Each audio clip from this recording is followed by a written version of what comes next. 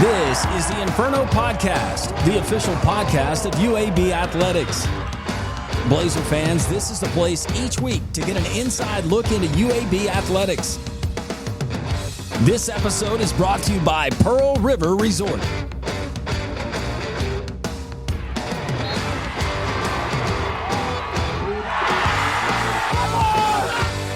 Welcome into the Inferno Podcast. Landrum Roberts. It's episode 40.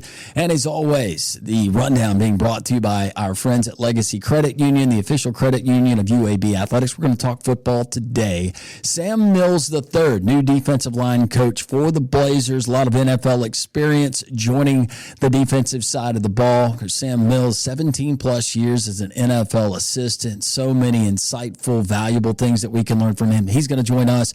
And one of the talented defensive lineman that he is having the pleasure of coaching this year. And we're talking about Nigel Tate, who is an outstanding football player, but a dynamic person. You're going to see that first and foremost. It's episode 40. It's the Inferno. So glad you're with us.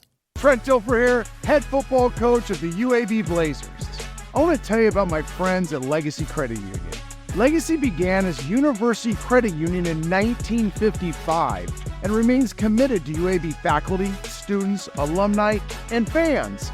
Not only do they support the Birmingham community, but they are also proud sponsors of UAB and UAB Athletics.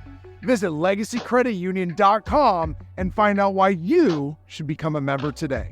The Inferno Podcast, Blazer fans, we've made it really, really easy for you. There's a lot of different ways that you can consume this podcast each and every week, and we certainly appreciate you doing that. But you're going to appreciate it because we're going to keep you up to date on everything going on within the athletics program of the Green and Gold. YouTube, it's pretty simple. At Inferno Podcast UAB, like, subscribe, ring the bell, tell your family about it, your friends, your neighbors, spread it around the office. This thing is going to catch fire, literally. Appreciate you joining us there on YouTube. But also Instagram, you can find us Inferno_pod on Twitter, or the X if you prefer, at InfernoPod_UAB. On Facebook, that's kind of the OG, right?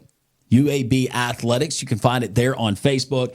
And, of course, you can go to UABsports.com. We got links. We got all different ways. There is no excuse for you to miss the Inferno Podcast each and every week. The if in life, it's a world of possibilities. If you go for a night out with friends, if you can keep an eye on your money along the way, if you know you have overdraft protection with no fee transfers from savings, when you get a low balance alert, it's easier to say yes to fun. If that sounds good, try Regions Life Banking. Stay ready for the if in life. Regions Bank, embrace the if in life.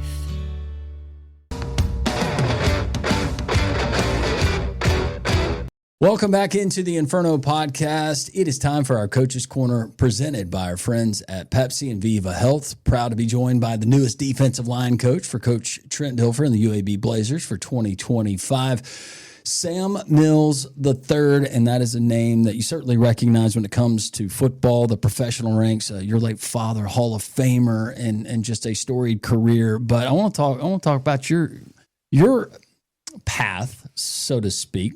Welcome to Birmingham.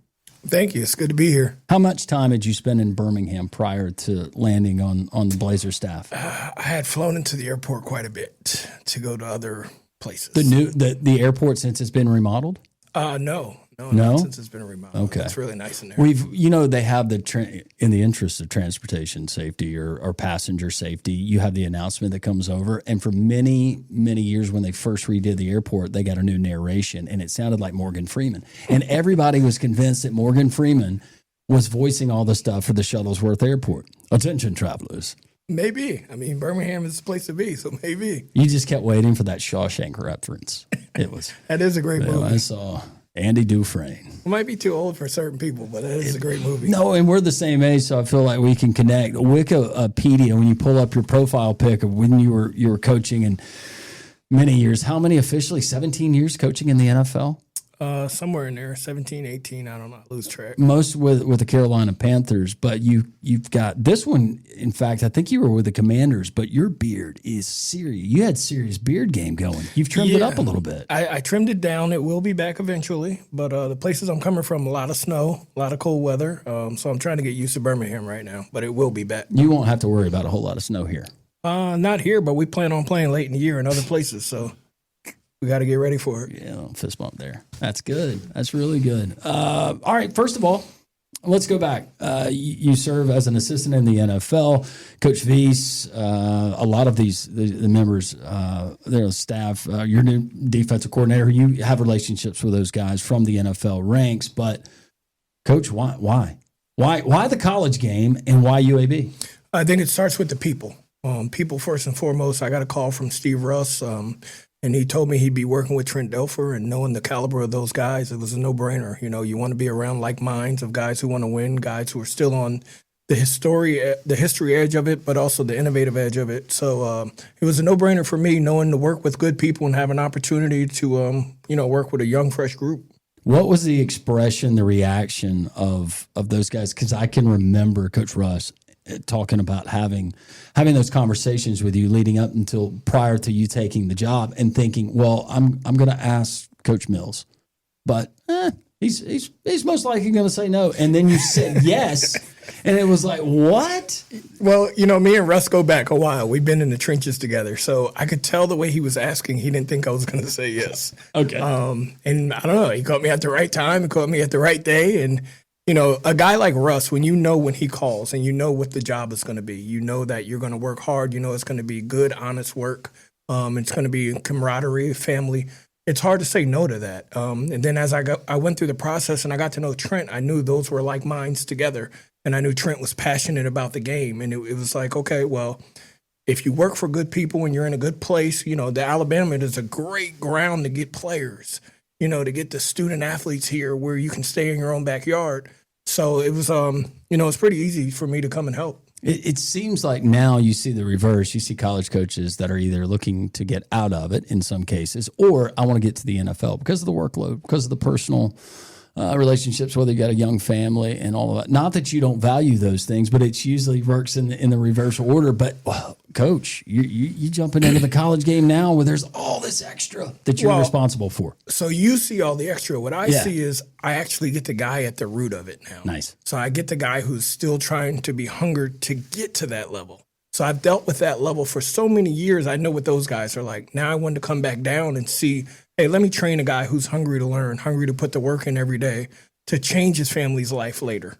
So it's been fun working with our guys, guys who are attentive, who are sharp, who are energetic, and they got younger bodies. They're lively. And here's the other thing. Every day in the building, they've got energy and juice. Every day you better bring it because they're going to bring it as soon as they wake up and walk in the door. Not in all cases, I don't want to blanket NFL, but what would you have to deal with dealing with the personalities of the NFL that maybe you don't deal with so often at the college level? Well, I think you got to remember our guys right now are coming from high school, right? So how much do you really have on your plate? It may seem a lot at the time, but when we look back, how much are you really bringing? You're bringing your clothes with you, maybe your car with you, and hey, it's time to work. When you're dealing with professional athletes, these guys have families and businesses, and you're dealing with a different stage of life of a guy. So there's a lot more that goes into it emotionally. It's harder for him to come in and put the juice on every day because there's a lot of things going on at home. So it's just a different level you're catching them at. Quite honest, there's guys who get in the NFL who reach a certain level of their career where they do know everything, and you're trying to make it fresh for them every day, and you're trying to make it, exciting. In college, they don't know everything. So every day is a brand new day for them that they're learning. I've heard coaches that have coached in the professional ranks, college, even educators, just from somebody like my mother, she taught first grade for 30 years. And what drives these individuals, because you put in so many long hours and you invest so much, not only emotionally, but professionally into these young people. And what is that light bulb comes on, aha moment for you when it comes to a player that you've coached that's just so gratifying? I think it starts in the meeting room. If you teach something and you see a guy get it, you can see it in his eyes. You can see it in his face. That's why most of my players will tell you, I rarely talk to the back of their heads. I need to see their face. I need to see their eyes for understanding, for confirmation. And then when you get on the field and a guy gets it, his body just responds a different way. It jumps a certain way when he knows what he's doing and he's doing it fast and he gets positive results out of it. And that's when you know, okay, he's got it. We can store that in a pocket and we can move on to the next thing. What's one of the most important things you witnessing, whether it being taught at the professional level, but something that, or you personally in your playing days, that you have taken with you and you use that there in your transcript, so to speak, of how Sam Mills coaches a football player? The first thing my players will probably tell you is I'm always yelling at them about getting off the ball. As soon as the offense snaps the ball, there's nothing that they're trying to do that's slow. So we shouldn't be moving slow either. So we're going to play fast first and foremost. The next thing we're going to do, we're going to play with violence. You know, a lot of people want to call it physicality. No, the offense can play with physicality. We're going to play with violence. And then lastly, we're going to play with sound fundamentals. Everything we do is going to be sound. And that's from the practice field to the game. Break down violence for us. So offense wants controlled violence. Everything is not going to be pretty for us. Everything is not going to be painted inside the lines, nice and neat. There's going to be some chaos at times. But as long as we're moving fast and we're all going towards the football, it'll work out for us. Well, there's so many different things and so many different layers of player, and especially at the defensive line position. What are you looking at besides come off? You're talking about, hey, you know, ball snap, boom, you're going 100 million miles an hour. What else are you looking for to say, you know what, that'll work for me, that'll win for me? So first, it's the alignment. You know, did you get aligned correctly on the defense of what we're trying to get you to do? Okay, that's number one. Now, your stance, you're coming off the ball, your hand placement. You know, are your elbows tucked inside? Are our eyes in the correct place? Are you taking care of your job responsibility? We ask you to be 111th. Just do your job first and foremost.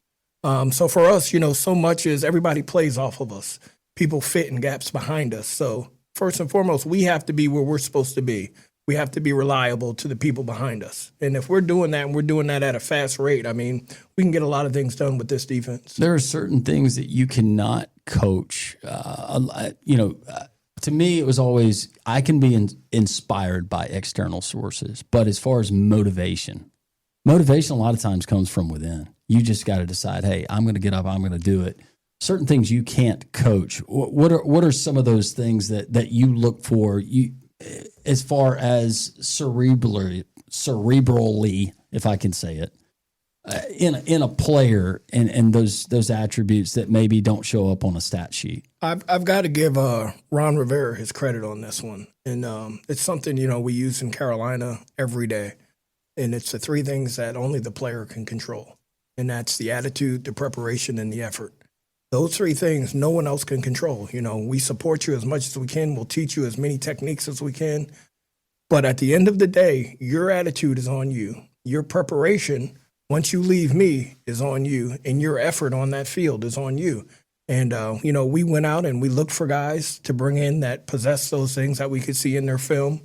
We've got high school kids that we recruited that possess those things. And then the guys who are still here on the roster, we saw that they showed glimpses of those at times. So we feel like, you know, speaking specifically for the D-line room, we have a room full of young men who, you know, they carry those traits and qualities with them each day. You mentioned room full of young men. Got to talk numbers, especially this day and age when it comes to number of plays, style of offenses that your unit is going to be going up against. What's a comfortable number? I'm putting you on the spot, Coach, but what's a comfortable number as far as rotation on your defensive line?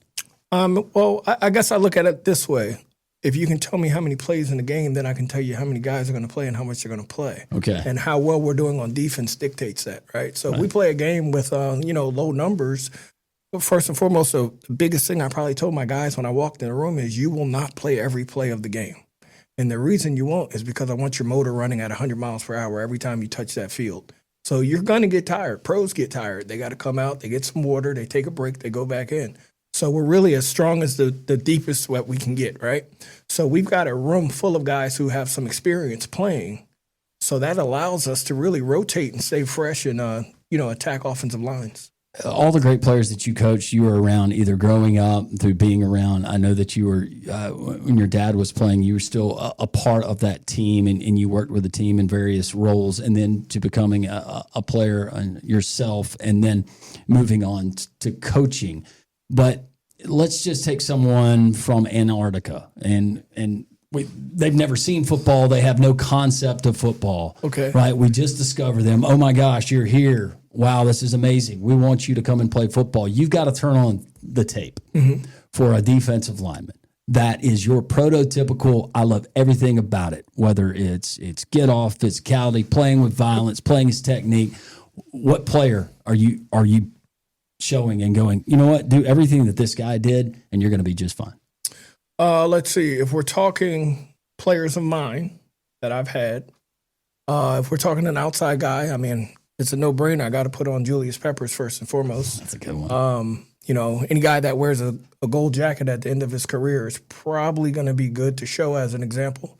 And then when we talk inside guys, I mean, I've had quite a few, but probably the two best that I've had inside were Chris Jenkins and Kawan Short.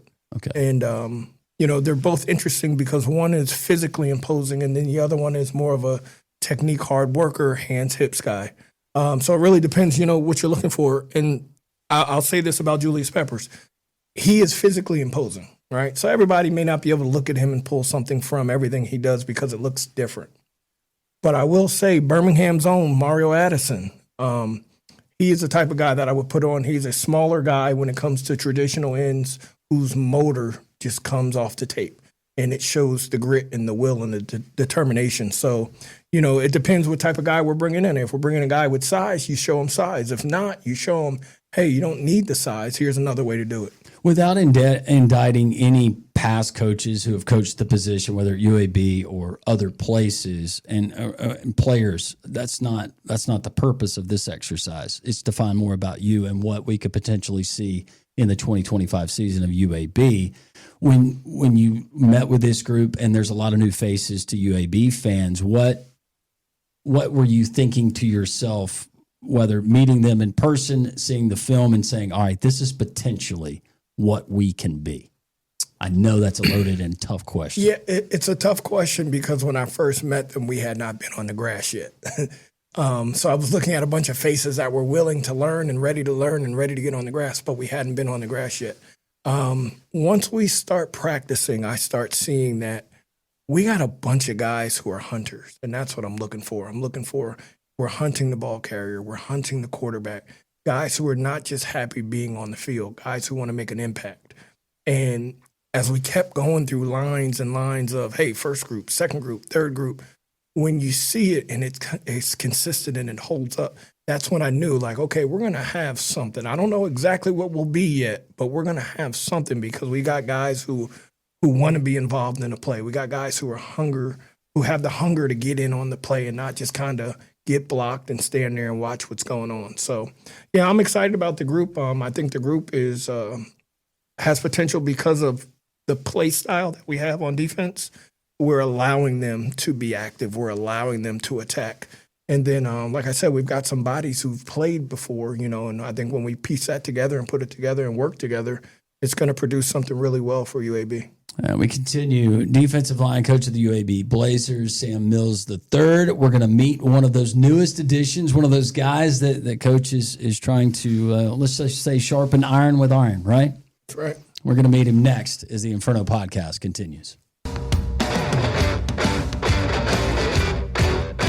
Welcome back into the Inferno podcast. Landrum Roberts continuing to be joined by UAB defensive line coach Sam Mills III. And coach, we got a young man already impressed by one of the guys you have working in that group. He is another addition, a new addition. That can be said for a lot of rosters in college football, but especially for this year's version of the UAB Blazers. Nigel Tate, tell us a little bit about what you saw, those conversations we were having just in the last segment. But what did you see that jumped out about a guy like Nigel Tate? I mean, first and foremost, you see his imposing stature right off the film. As soon as you turn it on, big guy in the middle. So your eyes get drawn to him. You want to see what he's going to do. And then right away, he just showed some traits that I love. You know, he showed coming off the ball, the ability to drive people back, the ability to control people. And then he's got this niftiness about him. Now, if you ask him, he'll tell you he plays basketball really well. He'll tell you that. I can't confirm that, but he does have really good feet for a big man. What's funny, though, is whether it's offensive lineman or defensive lineman, they all say that they play basketball really, That really and running well. back. That's all they want to tell you is about running back and basketball. Nigel, welcome to the Inferno. Welcome to Birmingham. How are you? I'm doing well. Yourself? I'm doing great. Let's first start with a trip that you went on. I've never been there. How old are you? I'm 22. 22. First of all, God bless America. God bless college athletics these days, because you just went on a trip to France I did. That's correct. with your teammate, Yep. Denver Warren.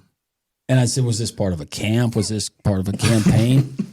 No, we just wanted to go to France. Congratulations on being able to do that. Thank you. Thank you. That's God is good. awesome. Coach, we went to Panama City. Yeah, I mean, if I got to any body of water, I was happy.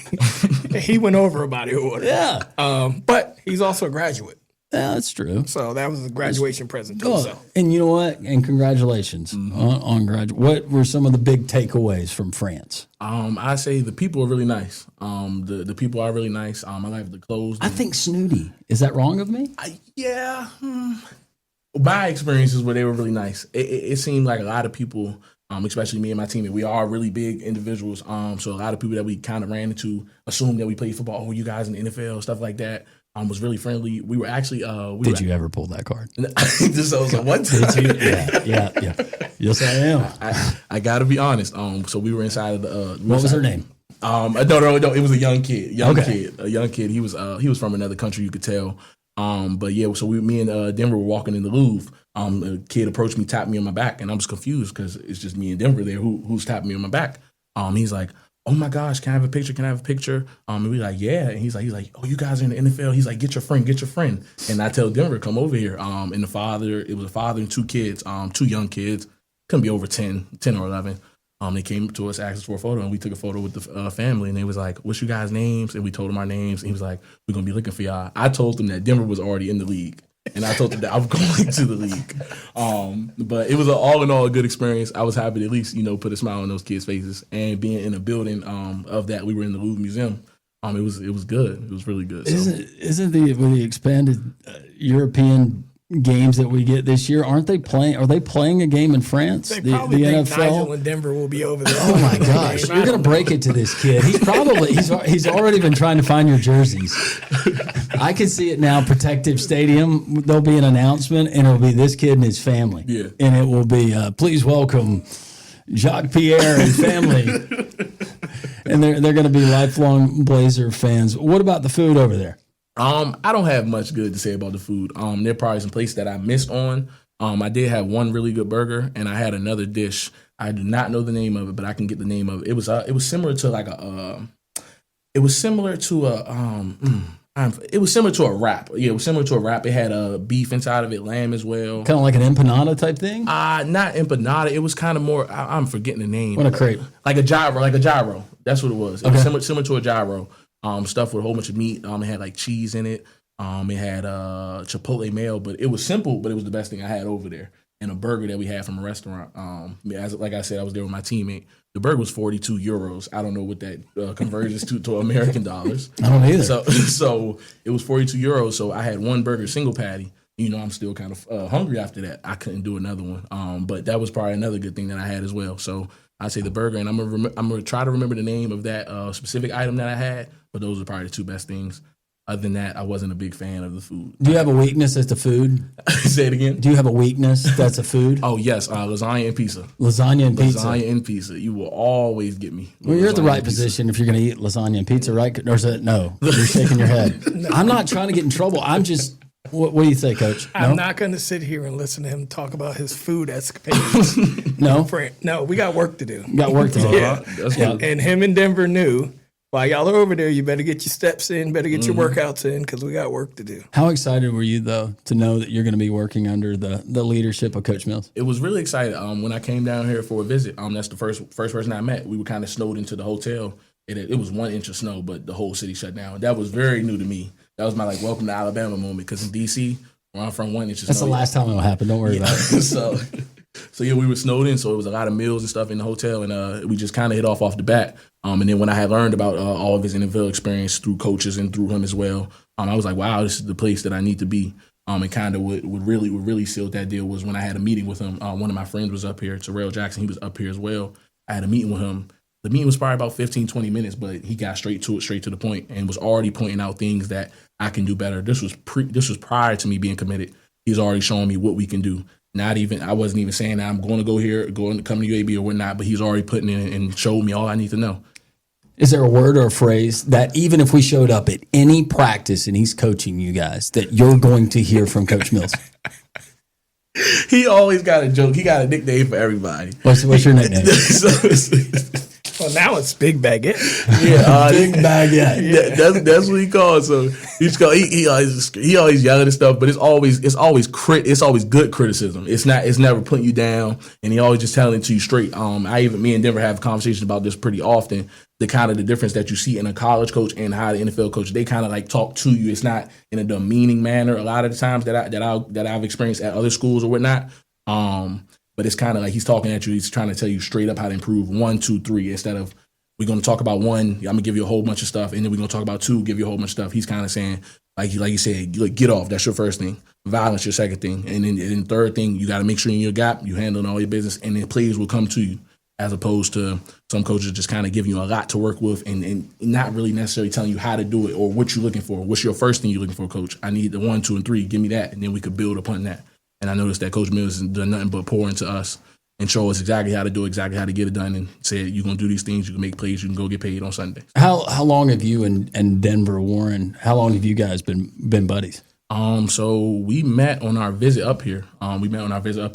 It was January? January. Yeah. It was like January, like 10th or 8th or something. School was starting. So this has been quick. Yeah, it was a really quick And when turnaround. did you guys go to France together? And we went to France May 2nd through the 9th. So, yeah, it was a quick turnaround. So you were like bros at first sight. Yeah, literally bros at first sight. That's my guy. He knows. That's my right-hand man. They sit next to each other every See, day. this is what you got to worry about, Coach. When you start doing the defensive lineman, your drills, and they're going up against each other, the brother-in-lawing. That's what my high school coach, hey, your brother-in-law. Because your buddies, you're taking it easy on each other.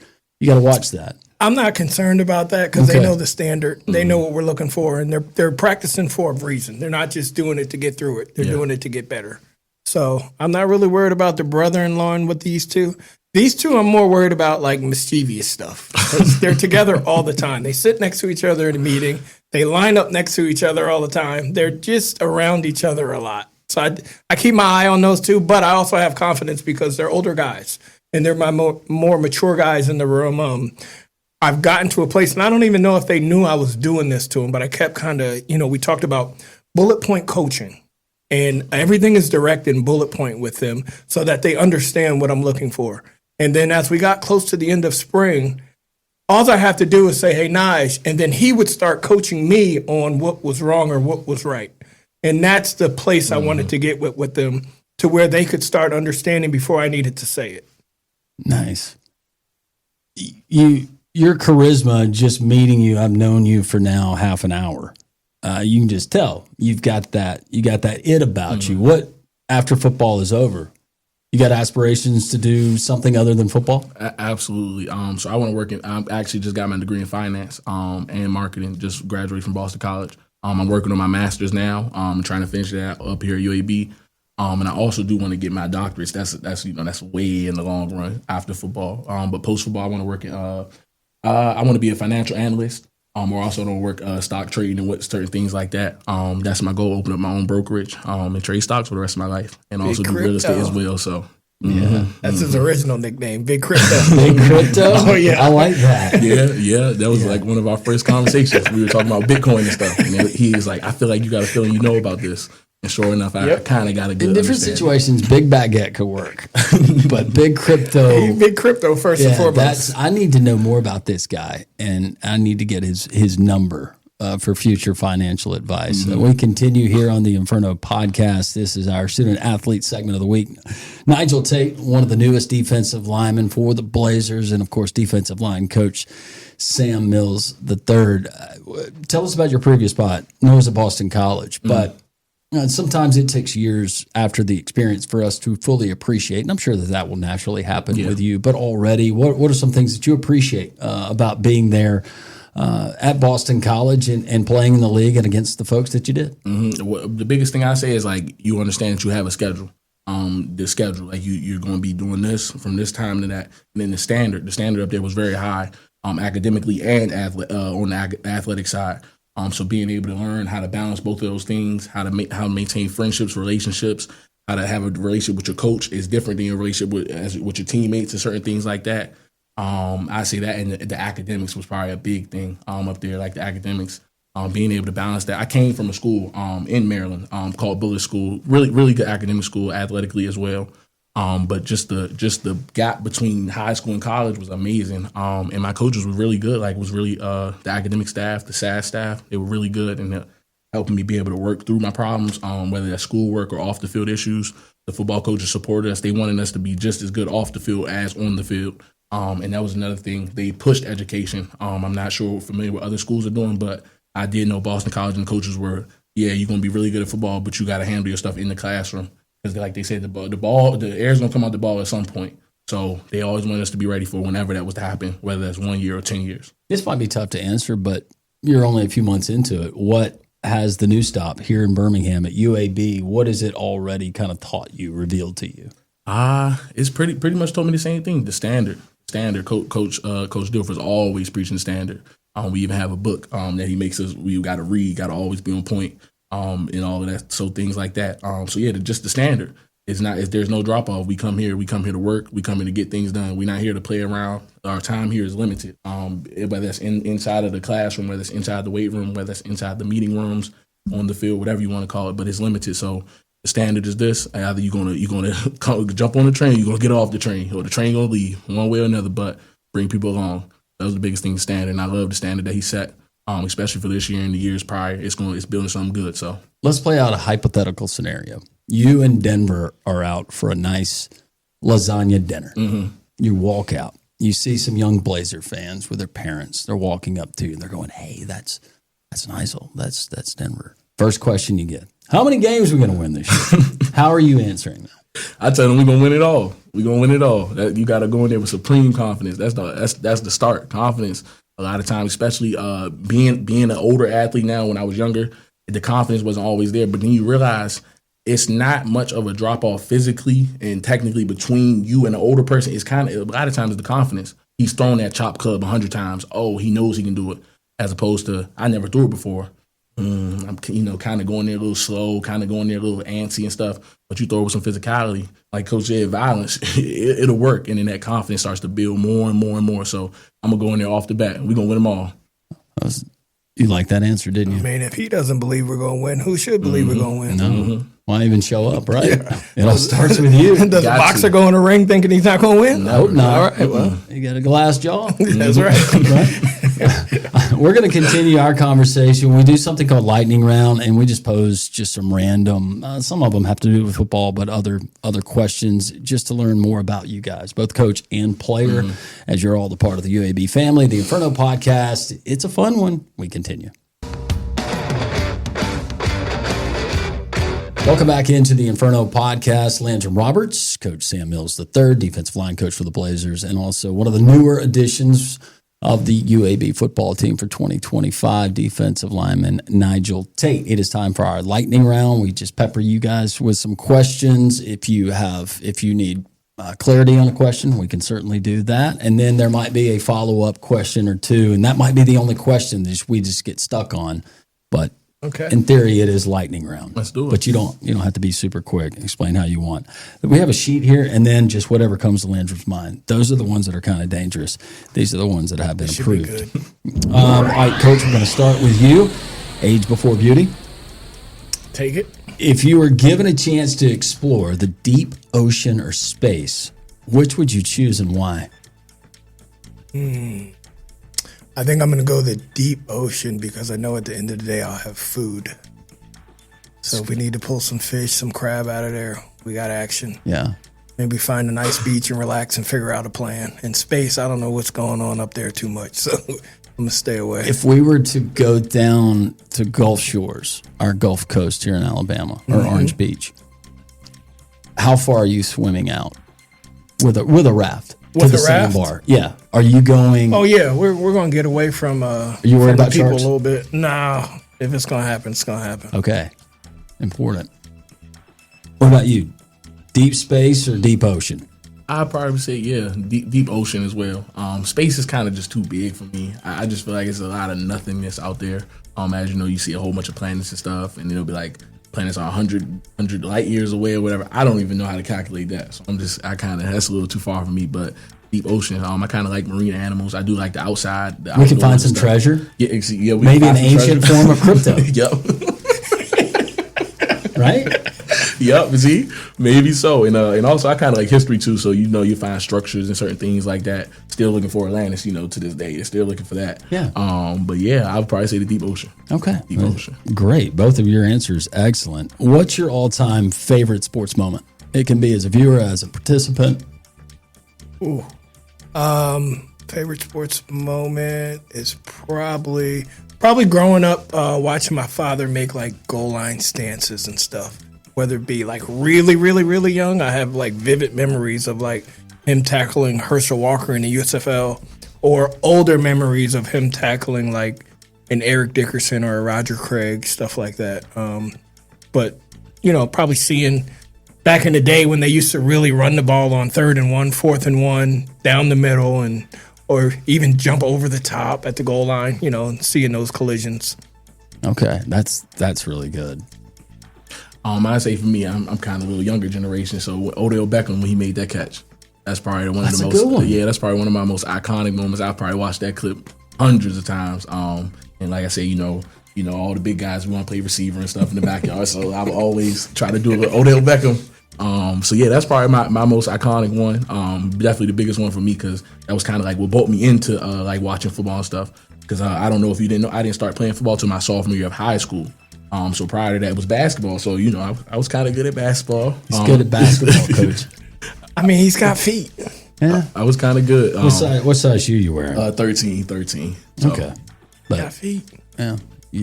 Agility. That's big. Yeah, got to have, especially the position we playing. You just brought it up 3rd down and 4th down and 1 in the NFL. And if you don't want to touch this, that's fine. Tush push. You like? Dislike? If I was an Eagle, I'd love it. If I'm a defense going against it, I probably hate it. It's we're probably going to line up off sides. We're going to get a late jump. The offense is going to be very close to the line of scrimmage in the neutral zone. And it's tough, It's tough. That quarterback is strong with that particular team running it. With that particular team? Yeah, there's a reason why everybody is not doing it all the time. That particular team, the teaching of it the way they do, the strength their quarterback has, they just do it really well. They found a glitch in the system right now. Your thoughts on the tush push? As a defensive tackle, I would hate it. Yeah. I would hate it, because it's just like I love goal line, but that's a little different than goal line. Kind of goal line, they're gonna run inside run duo, something like that. But that's not I don't really know how to even defend against that. We were talking about on our show when they had the vote and the owners had to vote, and then ultimately they passed to keep it in. Mm-hmm. What if they tried to mitigate it just a little bit and they said, okay, defense, we're going to. Do you have to declare as the offense? I guess it's pretty easy to figure out this is what they're doing, especially that particular team. But would an extra man, would that help if you were able to stack him and they had to run that particular play and you could stack everybody? Well, we don't there? have to let them get to 3rd and 1 or 4th and 1. So we do have something to do with that. Yeah, so that's probably the way we would go towards it of, hey, maybe we should stay out of this situation. Did you hear that? Yeah, I feel like that's the best answer. That is a great answer. All right, we're moving on. No more of those. Well, we'll have some more of those, but that's actually the answer. Don't let them get to 3rd and 1. How about that? Yeah. Don't let them score. Don't let them have a first down. Have you ever been a part of a defense, coaching a defense, where you didn't have a team to get a first down? Yeah, I've been part of some special units because we've had Luke Kuechly behind us. Yeah. Another Boston College grad. Mm-hmm. And, him leading us and the guys we had up front, we put together some nice days. I mean, it took us to 15-1 into a Super Bowl. So we put together some performances where hey, situations like that, let's stay out of that. So let's live in the 3rd and 8, 3rd and 9 world, so we don't have to worry about a tush push. Like that. We're going to go away from football. What is a guilty pleasure for you to watch? Something that you watch, you actually enjoy, you just don't let the whole world know until today that you enjoy watching it. I kind of enjoy watching the mukbangs, the food mukbangs, where they eat the food on the mic and then it'll like make those sounds and stuff. I do enjoy that. That's actually kind of how sometimes I find my restaurants like that I'm gonna go to in certain areas. I don't. How's it go? Just give us an example. I'm not familiar with this. Coach, I don't know that one. You know, what's it called? Mukbangs? It's called. I think it's called. Yeah, I think it's called a mukbangs. It's literally mukbangs? Like they'll have. So say for instance, I'll go to like Five Guys or something. I'll get a burger or something. It'll be like a mic like this, headphones, and they'll like eat it. It'll be a camera as well. They'll put it down. They'll eat it like slow, and then like you'll hear the sound and stuff. I enjoy food, so that's kind of why. Does that make people want to go there? Yeah, because it'll show you restaurants. I don't know specific creators, but in DC, it's a lot of restaurants always open and closing. Whole bunch of different people, so you're gonna get a lot of different restaurants and cultures. So I'll open it up on TikTok, mukbang Washington DC restaurants, or mukbang DMV Eats or something like that. And it'll give me videos, and then I'll watch the video. They'll also like at the end of it sometimes give a review on it, how it was, and you can kind of read their reactions. If it's really good, you can tell, and if it's not, you can fake it. But you know those little small nuances, facial things that you'll make in your face, that you'll know, it wasn't that good. So that's one of my guilty pleasures. I didn't know about that. No. What about you? Guilty pleasure? Man, it's probably going to be, I think it's called Swamp People, where they're hunting the alligators. Yeah, I love watching that show. I love hearing the accents. It reminds me of growing up in Louisiana. Yeah. And just kind of some of the Cajun and Creole people I met. So yeah, they're different kind of form of living. Yeah. It is different, though. Yeah. Did you ever eat the nutria rats? No, but I saw them so much growing up, and especially if you get a heavy rain and they come out of the canals and whatnot. But I never had the desire to eat them. Yeah, they eat them. They eat them. Not me. They eat a lot of things down there. Yeah. Say down there. They eat a lot of things everywhere. But down there, it's a little different. Yeah. It's just a little bit different. I love Cajun food, not nutria rat. Yeah, no nutria. No nutria. Nutria, yeah. Anything, you got any exotic foods that you love? I had alligator for the first time down here. It was really good. It was kind of tough. Fried alligator bite? Yep, fried alligator little bites. dipping sauce? Mm-hmm. It had a dipping sauce, and that was really good. That really surprised me. That's probably the most exotic thing I've ate was a cricket, a chocolate covered cricket. I ate it in North Carolina. We were at the Nat Geo Museum. It was when I was 4th, 5th grade, sometime around there. We were at a church convention. You're a fascinating individual. That's good. That's really good. You're well rounded. Yeah, very cultured. Yeah, you've been to Europe. I've never been to Europe. What else have you done that I've never done? I've never eaten a chocolate covered cricket. Yeah, it was good until like the cricket, like you could kind of taste like you could feel the leg and stuff in your teeth on your cricket. It was like that's how I sounded. I started munching. Yeah. But yeah, with the leg and stuff getting in my teeth, it kind of threw it off after that. And then I didn't want it anymore. But wait, so you could feel that it was a cricket? Yeah, you knew it was a cricket. It was at the Nat Geo Discovery Museum, right there in North Carolina. We might have been it was Charlotte. It was Charlotte. That's where we were. And we went. Did it get a little gamey there after the chocolate? I wouldn't say that. It was just like so small, like a little small cricket, chocolate covered, just num and then bite it, and then it was kind of the end of it. And I spit it out because, like I said, the legs and stuff and my teeth, you could feel it all in your mouth. I said, that's no good. No good. In all of your travels, do you ever say, you know what the heck, I'm going to try it? We've caught crickets, but we didn't eat them. Oh, you didn't eat them? Yeah, no. No, you put them on a hook. Right. Put them on a hook, and you went to catch dinner. And try to find lizards, stuff like that. But we're not eating that stuff. Not eating it. No. What's the coolest sports venue that you've ever been to? I'm a Yankee fan. I'm a big-time Yankee fan because of being born in New Jersey, it's better than college Dodgers. in New Jersey. So I am a Yankee Stadium creature. Old stadium and new stadium. Yeah. I appreciate the history and the tradition, and at least you didn't say Dodgers. Absolutely not. Go Braves. What about you? I say the Red Sox, and I'm looking forward to the new Commander Stadium. I seen the build that they're gonna have for it. I am looking forward to that one, but for now, I say the Red Sox. Did you say Red Sox? Yeah, just because the history of it. I wouldn't say it's the most amazing. And we also had a game there. We had was at a bowl game there, the Fenway Bowl. So we got to be in the locker room. We got to see the history. Was that the wasabi one? Yep. Yeah, the wasabi Fenway Bowl. How did that swag bag look? Did you ever tried wasabi? No, no, I don't like wasabi. I heard it's spicy. So it's spicy. Once you tell me that, you kind of. It's good though. Yeah, it is good. Oh, you kind of pushed me off. But it was crazy. So we had thought it was the spice too. Wasabi, they're a technology company. Yeah. It's a technology. We had wasabi. You just wasted a lot of money on that bowl game because I thought it was the condiment. I thought it was too. No, it's a technology company if I'm not mistaken. So, Okay. but yeah, that was probably the best sports venue I've been at. Just because, like I said, the history behind it. I was down there, been to a few Red Sox games. I actually got some funny videos from some. I had to show you off camera or whatever. But we had a really good time. But if you could invent something to use in your everyday life that's not out there, what would it be?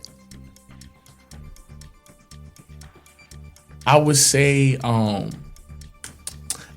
similar to the Ark of the Covenant. The reason I say that is just because religion is very big for me. Sometimes, if like you could just look, and maybe touch like maybe a small Ark of the Covenant, maybe you could like reset how you're feeling and stuff. Because I believe you just call on Jesus, you pray and stuff, you'll start to feel better. Amen. But I'll say if you could just have like a little invention like that, I think that would be perfect. I don't have a name for it, not well thought through, but I say something similar to that. I'll ask you a different question. No, I'll take that question. No, I'd like good. to invent a couple more Nigels. Right? If I can invent a couple more Nigels, I'll take that. And not blowing smoke here, but that's a great answer. As far as your faith and being so important in your life, what does that look like for you? If you don't mind sharing, just on a daily basis, or you can go big picture. Yeah, so I'll go daily basis and I'll go big picture. So I say on a daily basis, I always start the day off praying. So there's a prayer call that I join every morning. It starts at 5:30. Perfect time. That's the time I'm getting up to do workouts or whatever you have it. So I always give him that prayer call. Pastor Creighton, he's my pastor, so he always pray for us. Asks if anybody needs anything to pray for. I might have something to pray for. I pray for teammates as well. They've confided in me, told me to ask for prayer. So I'll start off the morning. It's from 5:30 to 6:15 maybe. And then I'll just pray. Then I'll come back from workouts, following workouts. I'll come back home and I'll do my I'll read my Bible. I call some of my friends. We might read together. I try to watch a sermon, and then at the end of the night, I'll end my day with prayer. Kind of a longer prayer session at the end of the night. Going to sleep. So yeah, that's probably my day to day. And then on Sunday, I go to church. Wednesday, if I can make it, I'll go to church. But when I was younger, I was going to church about 4 times a week. Believe it or not, 4 times a week, and I would. Were you in the choir? I actually was in the choir. Really? And I sung when I was in North Carolina. So I was down there for a church convention. When I had the Crickets as well. It's this group called the Hebrew Boys, and it was 4 of us, and we used to sing. So I can actually sing. Hebrew Boys? Yeah, the Hebrew Boys. So I can actually sing pretty, I wouldn't say good. I'd say 7 out of 10. Let's go. I'll help you. What are we doing? What are we doing? Throw it out. We can't sing. I'm a little shy right now. But Come on. You know what? You know what's funny? I've actually been having a thought. I'm like, I want to sing the national anthem at one of our games this year. That terrifies me. Look, I want to sing it, and then, look, we're gonna make it happen. Look, we saying it here. We're gonna make it happen. I want to sing one of them. It maybe at senior night or something like that. I'll talk him off of that ledge. I got some video of a player who felt the same exact way. And it's recent. Yeah, it's okay. recent. So Okay. I'll get him off of that. Yeah, that. Oh, I have said a lot of things and been asked to do a lot of things with a microphone, but that is one that it terrifies me. It terrified It the guy tears that me. did it. Just being in the moment, you can be so confident getting in the moment in front of all of those people. Number one, it's not just failing. Yeah. We're going to fail, but it's butchering a song or singing the wrong words, and people just assume like he doesn't know the words. Yeah. When you do, that's a high pressure moment. But I mean, I guess you could say I'm built for it. We play in front of a whole bunch of people and all those things like that. Kind of been in the spotlight. After sophomore year, kind of been in the spotlight pretty much. For a long time, I've always been around a lot of people. My family has always, especially at church and stuff, I know a lot of people in church. So I'm kind of built for those high pressure moments. And 4th and 1, you see, that's why they put me in there. So You said a sermon. Is there a particular? Because I'm all over the place. I'll go back to the past. I'll watch an old Billy Graham. I'll watch something new, not necessarily just my pastor. I love my pastor, but do you go all over the board? Not necessarily. It would be a lot of TD Jakes playing in my household when I was younger. My mom would always have it in her room, but I kind of keep it simple to either Pastor Creighton or Pastor Tolentino or Pastor Bratcher, the 3 pastors that I've one in Boston, one in Birmingham, and one in Washington, D.C. I kind of just watch those old sermons from those churches just to kind of stick to what I know. It might be, I guess, narrow-minded, but at least I know it's the truth. That's my biggest thing. I'd rather have the truth than opposed to being open to a whole bunch of different ideas. You think finance, but God might have something else planned for you. Amen. 1,000%. Amen. You know? Oh, yeah. That's really, really cool. I can't follow that with really a lot of the other questions that we were going to go to, because that would be quite the transition. Coach, anything else we need to know about you personally that you want the UAB fans to know? I'd probably say the biggest thing is their support. In my small time here in Birmingham so far, I've had an opportunity to see some UAB alum in the passion that they have for the program, and watch them through other sports, through the basketball or through baseball, softball. And I know that the support is there. We've got to earn it, and we are here to work to earn it. I don't expect it to be there from the very beginning, but I do expect us to earn it. So I just want them to be on the lookout for it, to see that we're coming. And our guys are going to put the work in. Our guys are going to do the right thing. Now, they are young men. They're young men. They're going to slip up because that's what we all have done. That's what they're going to do. But they've got good hearts, and they've got the right mindset, and they are working towards being better on and off the field. And just to UAB alumni and fans, if you pay attention, I think we're going to put something on the field that you'll be proud of on and off the field. Anything you want to add to that? Coach said it exactly how I need to be. Well, I think Coach said it best, and I'll add one. But we need more Nigels. Good Lord, please send us more Nigels.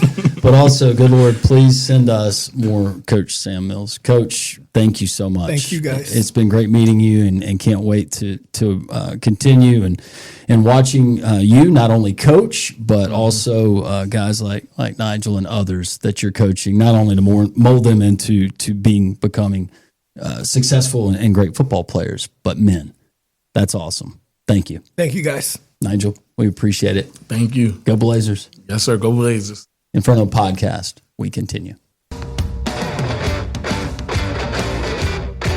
Inferno Podcast continues. You know, when I think back to my childhood and I think about some of those fun moments, some of those fun memories, a lot of them happened during the summertime. You think vacation and being out of school, that's great. But also you think about camp, summer camp. And I'm not talking, and those are great, just about your typical summer camp when we think about canoeing, kayaking, archery, crafts, skits, all of that good stuff.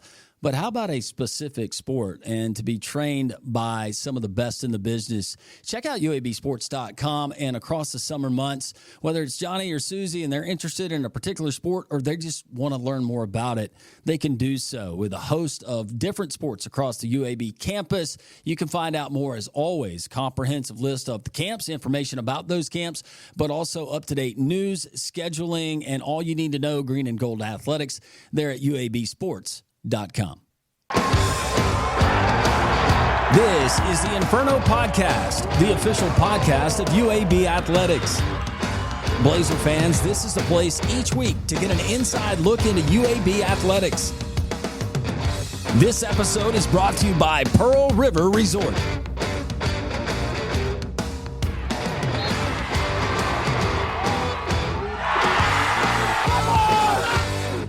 This has been a special presentation of Tony Curry Radio.